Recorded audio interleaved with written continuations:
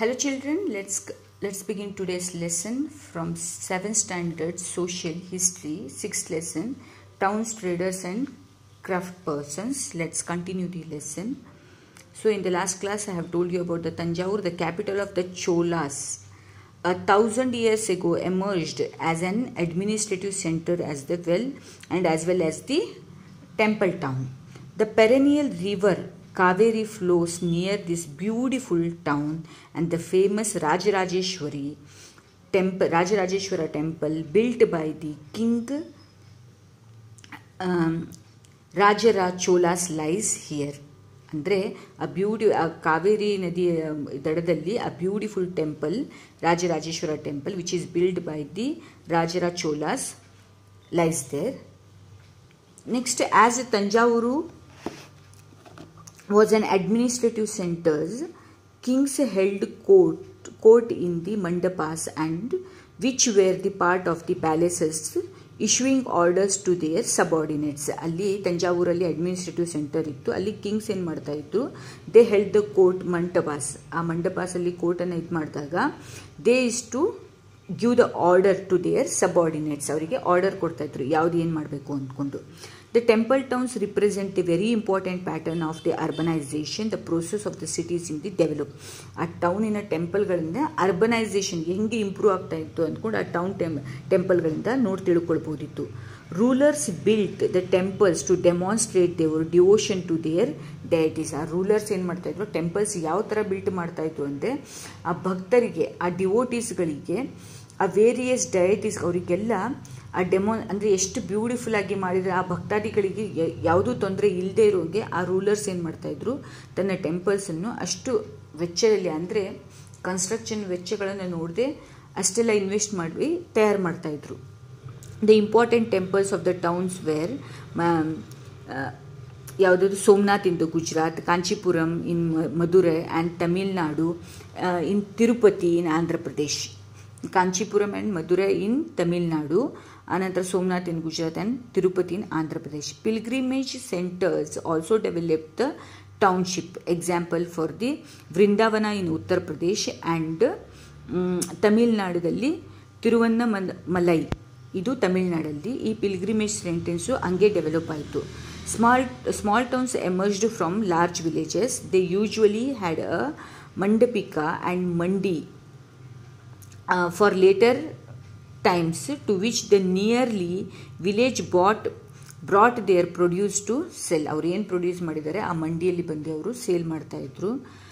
They also had a market street called the hatta. ಅದು ಮಾರ್ಕೆಟಿನ street ಆಗಿರ್ತಿದ್ರು. Where they later lined with the shops. ಎಲ್ಲ ಶಾಪಲ್ಲಿ ಇರ್ತಾರೆ ಆ ಮಂಡಿಯಲ್ಲಿ, ಆ ಹಟ್ಟ ಅಂದ್ಕೊಂಡು ಅದಕ್ಕೆ ಹೆಸರಿತ್ತು. ಡಿಫ್ರೆಂಟ್ ಕೈಂಡ್ಸ್ ಆಫ್ ಆರ್ಟಿಸನ್ಸ್ ಬರ್ತಾಯಿದ್ರು, such as pottery, oil, passenger, sugar makers, toddy makers, smiths etcetera. They lived in this ಟೌನ್ಸಲ್ಲಿ ಅವ್ರು ಇರ್ತಾಯಿದ್ರು. There were many kinds of the traders. They usually travelled by the caravans from one place to another to protect their interest. Next, there were also communities like the Chettiars and the Marwaris, Gujarati traders, and extensively with the ports of the Red Sea, Persian Gulf, and the East Africa, South East Africa, China. ಇವರೆಲ್ಲ ನಮ್ಮಲ್ಲಿ ಈ ಬೆಳೆಯುವಂಥರ ಇರ್ತಿತ್ತಲ್ಲ, ಅದಕ್ಕೆ ತುಂಬ demand ಇತ್ತು ಈ ಜಗದಲ್ಲೆಲ್ಲ. ಎಲ್ಲಿ East Africa, south Africa, China, Persian, red C, ಆ ಸೈಡೆಲ್ಲ. Indian spices such as the pepper, cinnamon, nutmeg become the very popular in the European homes. ಅಲ್ಲಿ ಇದು ತುಂಬ ಪಾಪ್ಯುಲರ್ ಇತ್ತು ಇಂಡಿಯನ್ನಲ್ಲಿ ಸ್ಪೈಸಸ್ ಇರೋದು, ಕಾಳುಮೆಣಸು, ಸಿನೆಮನ್, ದಾಲ್ಚಿನಿ ಅದೆಲ್ಲ. Indian cotton clothes were also in a great demand. Indian cotton clothes ತುಂಬ great ಡಿಮ್ಯಾಂಡಲ್ಲಿತ್ತು by the other countries, European countries ಆ ಥರ. The craft persons of the Bidar were very famous. Their inlay work in the copper and the silver came to known as Bidri. ಆ ಬೀದರಿನ ಊರಿನ ಕ್ರಾಫ್ಟ್ಮೆನ್ಸ್ಗಳು famous ಆದರು. ಅವ್ರ ವರ್ಕಿಗೆ ಏನಂತ ಹೆಸರು ಬಂತು, ಬಿದ್ರಿ ಅಂತ ಹೆಸರು ಬಂತು. ದ ವಿಶ್ವಕರ್ಮ ಅಥವಾ ಪಂಚಲಾಸ್ ಮತ್ತು Vishwakarma community consist of the goldsmith, bronze smith, blacksmith, mason ಮತ್ತು carpenting work. The weavers such as the Saliyar ಮತ್ತು Kaikkolars also donated the temples. ಆ ವೀವರ್ಸನ್ನು ಅವರು ಏನು ಮಾಡ್ತಾಯಿದ್ರು, ಒಳ್ಳೆ ಅವ್ರದ್ದು ವಿವಿಂಗ್ ಇದರಿಂದ ಟೆಂಪಲ್ಗಳಿಗೆ ಏನೇನು ಕಾರಿಗಾರಿ ಕೆಲಸ ಮಾಡಬೇಕಿತ್ತು ಅವರು ಆ ಟೆಂಪಲ್ಸ್ಗಳಿಗೆ ಕೆಲಸ ಮಾಡ್ತಾಯಿದ್ರು. Hampi was one of the capital of the Vijayanagara empire. The architecture of the Hampi was distinctive. Hampi ನೋಡಿದ್ರೇ ಅರ್ಥ ಆಗಿಬಿಡ್ತದೆ ಅವ್ರದ್ದು ಕೆಲಸಗಳು ಯಾವ ಥರ ಇದೆ ಅಂತ. It bustled with the commercial and the cultural activities during 15th and 16th ಸೆಂಚುರಿಯಲ್ಲಿ ಅದು just bustled with this commercial activities, ಅಷ್ಟು ಫೇಮಸ್ ಆಗಿತ್ತು. Moors, Chettis and the agents of the European traders thronged the market of the Hampi. ಆ ಹಂಪಿಯಲ್ಲಿರುವಂಥ ಮಾರ್ಕೆಟ್ಗಳನ್ನು ಈ European traders ಒಂಥರ ಟಾಂಗ್ಡ್ ಅಂದರೆ ಮುತ್ತು ಬೀಳ್ತಾಯಿದ್ರು, ಆ ಥರ ಇತ್ತು, ಮುತ್ತಿಗೆ ಅಂದ್ಕೊಂಡು ಅಷ್ಟು ಫುಲ್ ಕ್ರೌಡೆಡಲ್ಲಿ. Temples were the hub of the cultural activities. Cultural activity ಏನಾದರೂ ಆಗಬೇಕಂದ್ರೆ ಈ ಟೆಂಪಲ್ಸಲ್ಲಿ ಫುಲ್ ಹಬ್, ಅಂದರೆ ಅಷ್ಟು ಜನ ಅಲ್ಲಿ ಸೇರ್ತಾಯಿದ್ರು. Hampi fell into the ruin following defeat of the Vijayanagara in 1565 by the Deccani sultans. Surat in the Gujarat was one of the famous cosmopolitan city. People of all the caste and the creeds live there.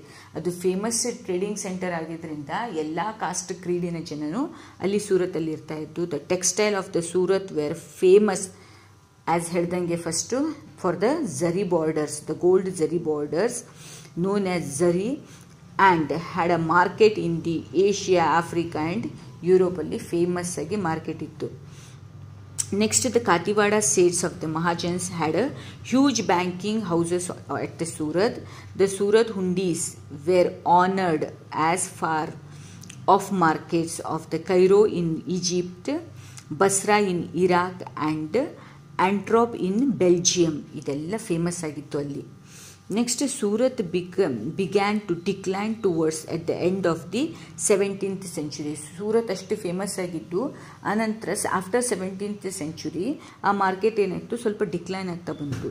The town of Masulipatnam, centre of the Maslipatanam, the center of the intensive activity in the 17th century, as it became the most important port of the Andhra coast, both the Dutch and the English East India companies attempted to control. ಇದು famous ಆದಾಗ ಈ fishing port ಮಸ್ಲಿಪಟ್ಟಣಂ ಇವ್ರು ಏನು ಮಾಡ್ತಾಯಿದ್ರು, East India company ಮತ್ತು ಡಚ್ಚರ್ ಅವರೆಲ್ಲ ಇದನ್ನು attempt ಮಾಡೋಕ್ಕೆ, ಕಂಟ್ರೋಲ್ ಮಾಡೋಕ್ಕೆ ಬಂದರು.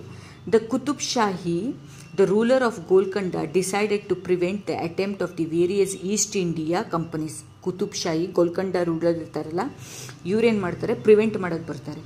As a result, the fierce competition among the various trader groups made the city populous and prosperous. However, the Golconda was annexed by the Aurangzeb in 1686 to 1687. Qutub ಶಾಹಿ ಆದಮೇಲೆ ಅನಂತರ ಔರಂಗಜೇಬ್ ಬರ್ತಾರಲ್ಲಿ ಗೋಲ್ಕೊಂಡ ಸಿಟಿಯಲ್ಲಿ.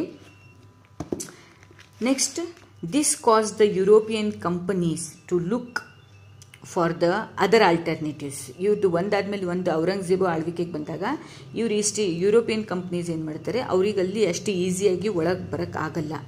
So they have to find their other alternative. The company traders moved, ಇವರೆಲ್ಲ company traders they move to Bombay, Calcutta and Madras.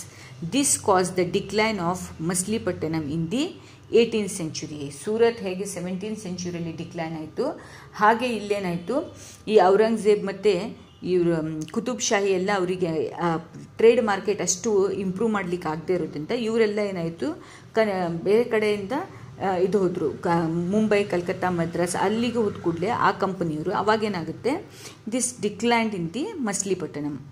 The English emerged the most successful commercial and political power in the subcontinent. ಯಾಕಂದರೆ ಅದು ನಮಗೆ ಏನಾದರೂ demand ಬೇಕು ಅಂದರೆ ಅದು outside European ಕಂಟ್ರಿಯಿಂದನೇ ಬರಬೇಕಿತ್ತು. Indian textile were the great demand in the Europe and West Asia.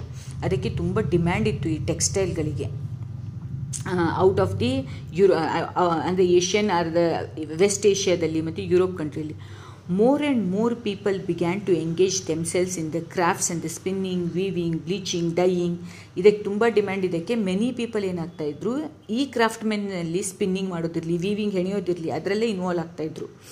But the craftsmen were no more independent. But ಇವರೆಲ್ಲ ಡಿಪೆಂಡಾಗಿ ಕೆಲಸ ಮಾಡ್ತಾಯಿದ್ರು. ಅವ್ರು ಇಂಡಿಪೆಂಡೆಂಟಾಗಿ ಯಾವುದೂ ಕೆಲಸ ಮಾಡ್ತಾ ಇಲ್ಲಾಗಿದ್ರು, ಹೇಳಿದ್ದನ್ನು ಕೆಲಸ ಮಾಡ್ಕೊಂಡು ಹೋಗ್ತಾಯಿದ್ರು. They now began to work on a system of advanced and meant that they had to weave the cloth with already promised European agent. ಅಂದರೆ ಅಡ್ವಾನ್ಸ್ ಸಿಕ್ಕಿದ ಮೇಲೇ ಕೆಲಸ ಮಾಡ್ತಾಯಿದ್ರು. ಆ ಥರ ಅವರು ಎಂಗೇಜ್ ಆಗ್ತಾಯಿದ್ರು. Bombay, Calcutta and Madras became then important city in the 18th centuryಯಲ್ಲಿ. ಇದು ಇಂಪಾರ್ಟೆಂಟ್ ಸಿಟಿ ಆಯಿತು. The European established the black towns in these new cities and the merchants and the artisans were made to move there. European established ಏನು ಮಾಡ್ತಾರೆ, black towns ಅಂತ introduce ಮಾಡ್ತಾರೆ. New cities, the ಅಂದರೆ ಆ ಟೌನ್ಗಳು, ಯಾವ ಟೌನ್ಗಳು, ಸಿಟೀಸ್ ಮುಂಬೈ, ಕಲ್ಕತ್ತಾ ಆ್ಯಂಡ್ ಮದ್ರಾಸ್. ಅದಕ್ಕೆ ಎಲ್ಲ ಆರ್ಟಿಸನ್ಸ್ ಏನು ಮಾಡ್ತಾರೆ, ಆ ಸೈಡ್ ಮೂವ್ ಆಗೋಕ್ಕೆ ಶುರು ಮಾಡ್ತಾರೆ. Next the white rulers. The white rulers occupied the superior residence of Fort St. George in Madras and the Fort St. William in Kolkata. ಇವರು ವೈಟ್ ರೂಲರ್ಸ್ ಅಂದರೆ ಈ ಯುರೋಪಿಯನ್ ರೂಲರ್ಸ್ ಆ ಜಾಗನ ಆಕ್ಯುಪೈ ಮಾಡ್ತಾರೆ.